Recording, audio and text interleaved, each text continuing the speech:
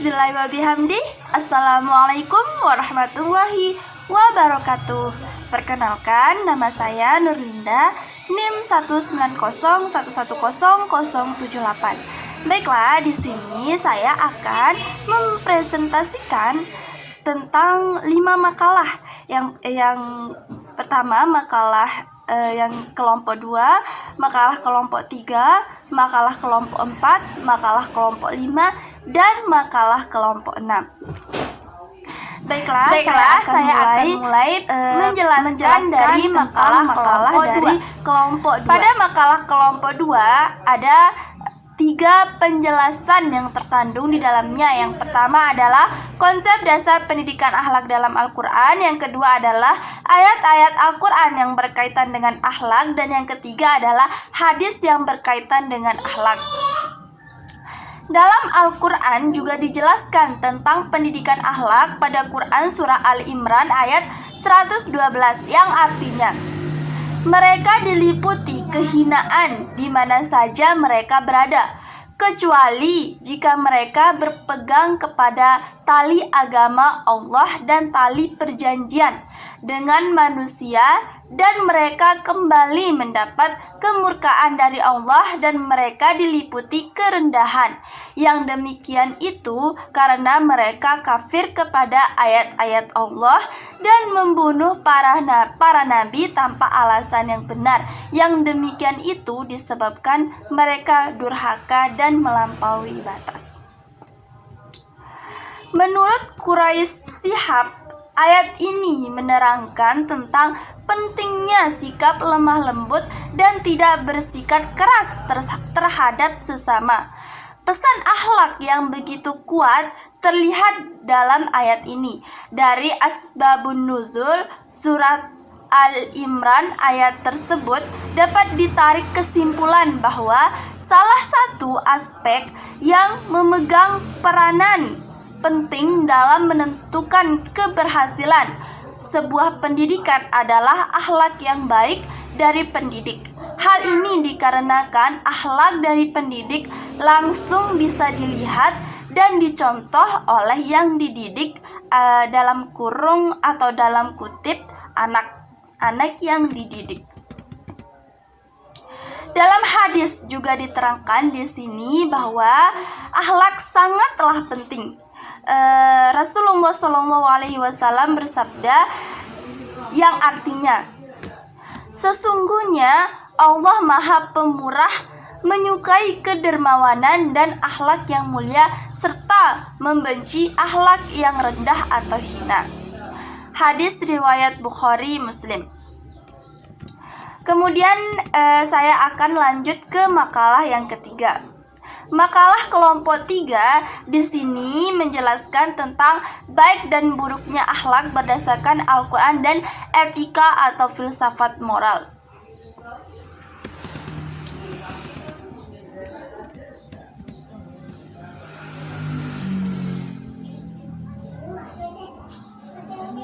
Allah Subhanahu wa Ta'ala berfirman pada surat Al-Balad yang artinya, dan kami telah menunjukkan kepadanya 2 jalan.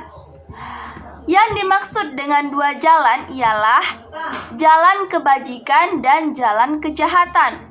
Walaupun kedua potensi ini terdapat dalam diri manusia, namun ditemukan isyarat-isyarat dalam Al-Quran bahwa kebajikan lebih dahulu menghiasi diri manusia daripada kejahatan, dan bahwa manusia pada dasarnya cenderung kepada kebajikan.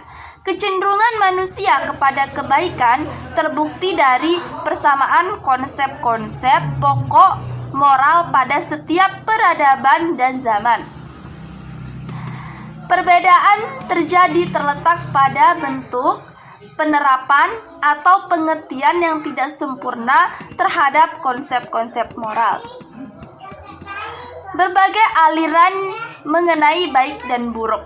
Yang pertama adalah baik buruk menurut aliran adat istiadat atau sosialisme.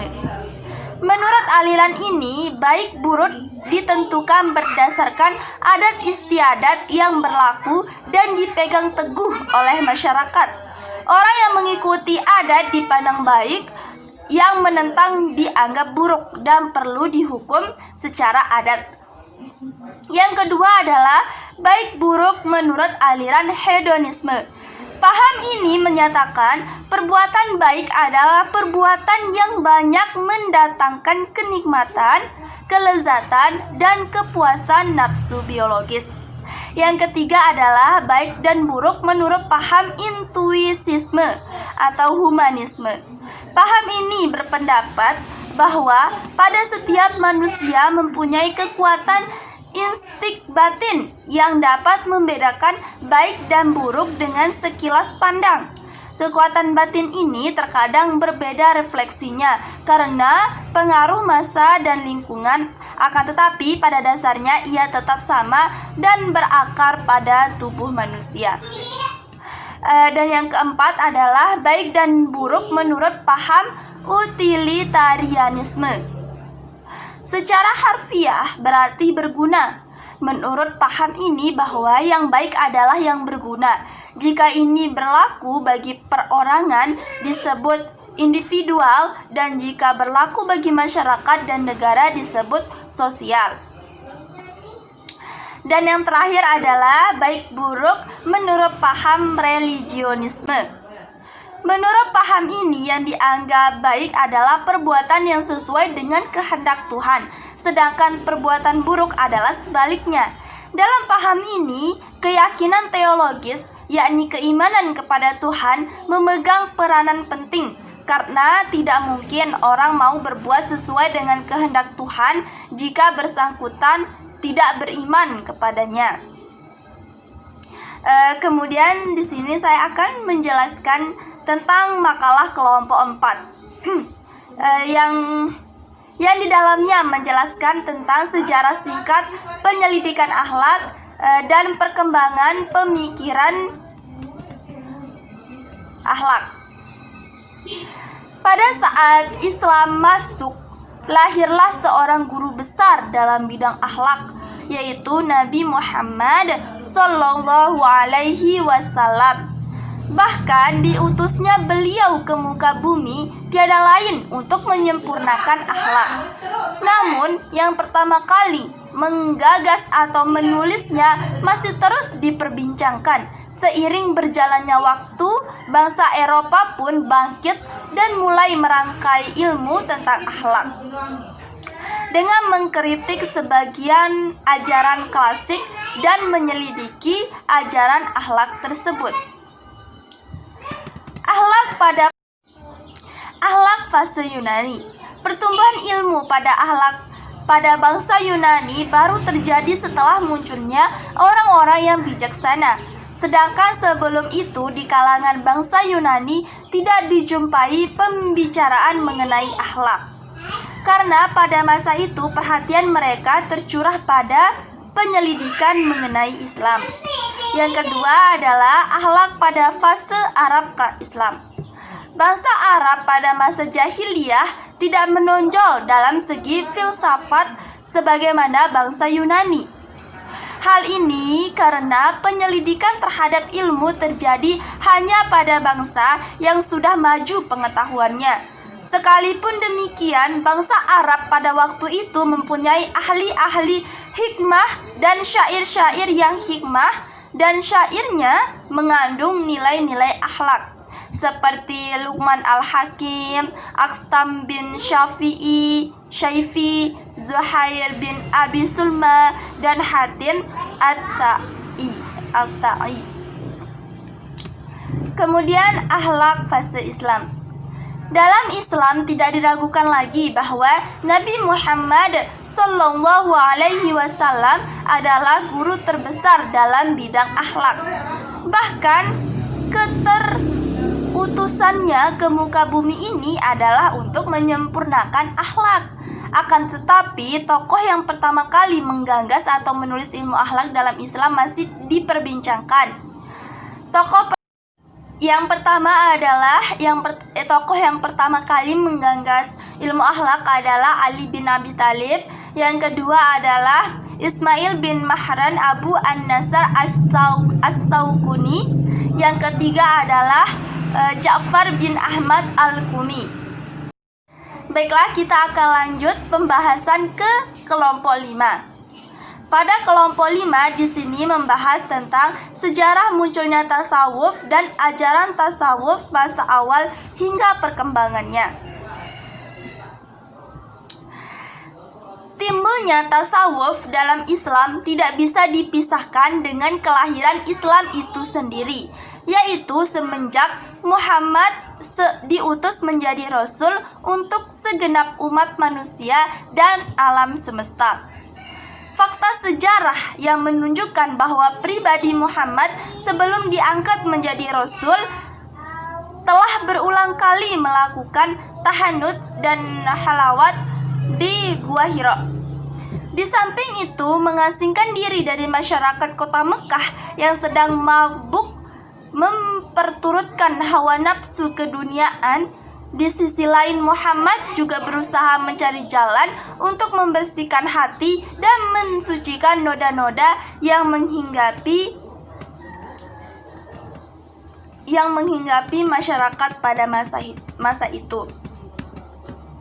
Tahanus dan halawat yang dilakukan Muhammad SAW bertujuan untuk mencari ketenangan jiwa dan keberhasilan hati dalam menempuh liku-liku problema kehidupan yang beraneka ragam, berusaha untuk memperoleh petunjuk dan hidayah serta mencari hakikat kebenaran. Dalam situasi yang demikianlah Muhammad menerima wahyu dari Allah Subhanahu wa taala yang berisi ajaran-ajaran dan peraturan-peraturan sebagai pedoman dalam mencapai kebahagiaan hidup di dunia dan akhirat. Kemudian pembahasan yang kedua, munculnya perhatian terhadap tasawuf bersamaan dengan datanya banyak guru India dan ahli kebatinan Buddha. Di Eropa dan Amerika Utara mulai bermunculan sekumpulan masyarakat dan gerakan sufi pada pertengahan abad ke-20. Sebagian di antara mereka adalah para pengembara sufi yang sebenarnya. Nah, dari waktu ke waktu informasi tentang tasawuf dan Islam semakin komplit di barat. Terjadinya krisis minyak di sejumlah negara Timur Tengah juga turut membantu dalam meningkatkan hubungan dengan negara tersebut, dan bahasa Arab pada saat itu sebagai perantara membawa informasi tentang Islam. Semenjak awal perkembangannya, pada akhir abad kedua Hijriah, topik berkaitan dengan tasawuf terus menjadi bahan perbincangan dan perdebatan di antara para ulama dan para pemikir Islam. Kemudian kita beralih ke kelompok 6 atau kelompok terakhir. Pada kelompok 6 di sini membahas tentang sumber ajaran tasawuf dan tujuan tasawuf, kemudian manfaat ilmu tasawuf dalam kehidupan.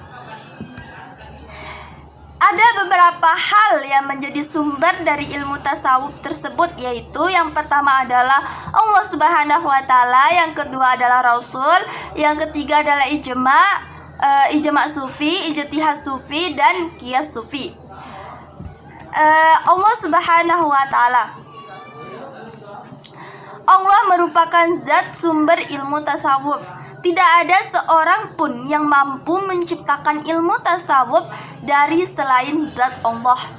Namun Allah mengajarkan secercah ilmunya kepada para sufi lewat hidayah, baik langsung maupun dengan perantara lain selain Allah yang Allah kehendaki. Ada kalanya lewat Al-Quran dengan metode Iqra'ul Quran, membaca, menyimak, menganalisa isi kandungan Al-Quran, di mana dalam Al-Quran itu terdapat beberapa ayat yang memang berkenaan dengan perintah tasawuf.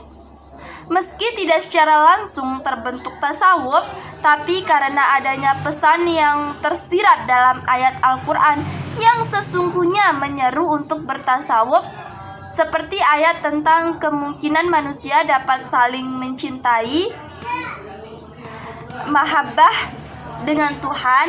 Hal itu misalnya ayat 54 surat Al-Maidah. Yang kedua adalah Rasul. Rasul merupakan sumber kedua setelah Allah bagi para sufi dalam mendalami dan mengembangkan ilmunya, karena hanya kepada Rasul sajalah Allah menitipkan wahyunya. Tentulah Rasul pula yang lebih banyak tahu tentang sesuatu yang tersirat di balik yang tersurat dalam Al-Quran. Selain itu, Rasul pulalah satu-satunya manusia yang sempurna dalam segala hal. Beliau adalah insan panutan bagi semua umat manusia, terutama kaum sufi, yang senantiasa mencoba meniru semua kelakuan Rasulullah dengan sebaik-baiknya. Yang ketiga adalah ijma' sufi. Ijma' sufi atau kesepakatan para ulama tasawuf merupakan esensi yang sangat penting dalam ilmu tasawuf. Karenanya mereka dijadikan sebagai sumber yang ketiga dalam ilmu tasawuf setelah Al-Quran dan Al-Hadis. Yang keempat adalah ijtihad sufi. Dalam kesendiriannya, para sufi banyak menghadapi pengalaman aneh. Pengalaman itu sebagai alat pembeda antara kepositifan dengan kenegatifan dalam pengalaman itu. Maka diperlukan ijtihad bagi setiap sufi sebagai sumber yang keempat dalam ilmu tasawuf. Jika belum ditemukan dalam Quran, hadis maupun ijma' sufi. Nah, yang kelima adalah qiyas sufi. Qiyas merupakan penghantar sufi untuk dapat berijtihad secara mandiri jika sedang terpisah dari jamaahnya. Maka qiyas ditempatkan pada sumber kelima dalam ilmu tasawuf. Kemudian tujuan tasawuf. Tujuan tasawuf adalah berada sedekat mungkin di sisi Allah dengan mengenalnya secara langsung dan tenggelam dalam kemahaesaannya yang mutlak. Dengan kata lain, bahwa sufi yaitu seorang ego pribadinya sudah lebur dalam pelukan keabadian Allah Subhanahu wa Ta'ala, sehingga semua rahasia yang membatasi dirinya dengan Allah tersingkap atau kasyaf. Dan di sisi lain, hakikat tasawuf itu sendiri sama dengan tujuan tasawuf, yaitu mendekatkan diri kepada Tuhan. Dalam ajaran Islam, Tuhan memang dekat sekali dengan manusia. Dekatnya Tuhan kepada manusia itu tertuang dalam Al-Quran dan hadis. Kemudian manfaat ilmu tasawuf dalam kehidupan. Di sini pada makalah kelompok 6 ada 10 manfaat ilmu tasawuf dalam kehidupan. Yang pertama adalah dalam bidang kecerdasan emosional. Apabila dapat mengamalkan tasawuf dengan baik, maka dapat mengendalikan emosionalnya dengan baik pula. Yang kedua adalah dalam bidang kecerdasan spiritual. Tasawuf mengingatkan manusia tentang kematian agar umat manusia selalu beribadah, beramal soleh, serta menjauhi perbuatan maksiat dan kejahatan. Yang ketiga adalah dalam bidang agama. Tasawuf ini sangat diperlukan agar umat Islam bisa mengamalkan teori Islam secara kafah dan juga untuk mengembangkan integrasi sosial dan kerukunan hidup dalam beragama serta berbangsa. Yang keempat adalah dalam bidang etos kerja. Tasawuf dapat memperkuat etos kerja karena dalam ajaran Islam bekerja itu wajib untuk memenuhi keperluan diri sendiri, keluarga, dan umat. Yang kelima adalah dalam bidang kependidikan. Tasawuf merupakan salah satu mata pelajaran yang perlu diajarkan di madrasah dan mata kuliah di perguruan Islam untuk mengembangkan kehidupan agama yang komprehensif dan utuh, serta untuk mengembangkan masyarakat dan bangsa yang bersih, sehat, dan maju. Yang keenam adalah dalam bidang ilmu pengetahuan. Tasawuf mendidik anggota masyarakat untuk mengambil keputusan yang bijaksana dan rasional serta mendidik untuk memiliki tanggung jawab sosial. Dan yang ketujuh adalah sumber pengingat.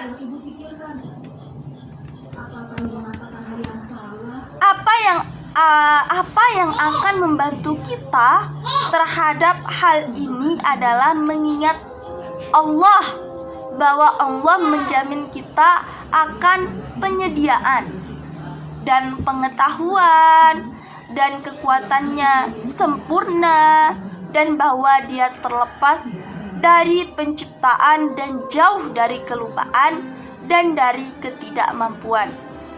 Syekh Ibnu Athaillah menulis dalam bukunya The Abandonment of the Management of Affairs, kurang lebih seperti itu. Percayakan urusan kita kepada Allah juga merupakan kualitas yang sangat penting untuk diperoleh. Kemudian manfaat yang ke-8 adalah landasan hidup. Tanpa pemahaman ini, Muslim akhirnya lumpuh. Tapi dengan itu kaum muslim bebas menjadi budak, yaitu mematuhi dengan cara tanpa hambatan.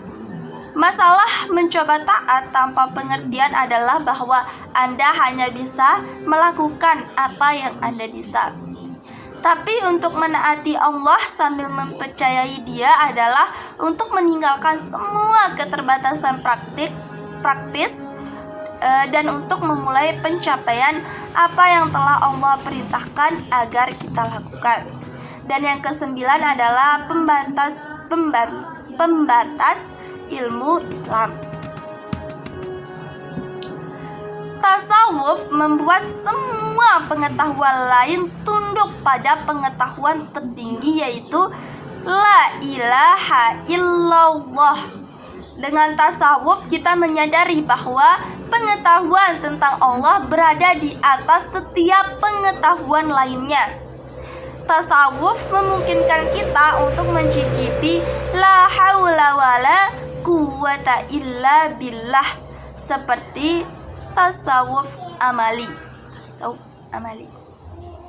Dan yang terakhir adalah lebih mencintai Allah. Dalam Al-Quran, Allah menghubungkan bahwa orang beriman di antara orang-orang Fir'aun berkata, "Saya telah mempercayakan perselingkuhan saya kepada Allah." Kenyataannya adalah keinginan kita kepada Allah untuk melestarikan kita dari semua yang memiliki bahaya di dalamnya, dan yang dengannya kita tidak memiliki keamanan. Baiklah, hanya ini yang dapat saya sampaikan. Kurang lebihnya mohon dimaafkan. Wassalamualaikum warahmatullahi wabarakatuh. Terima kasih.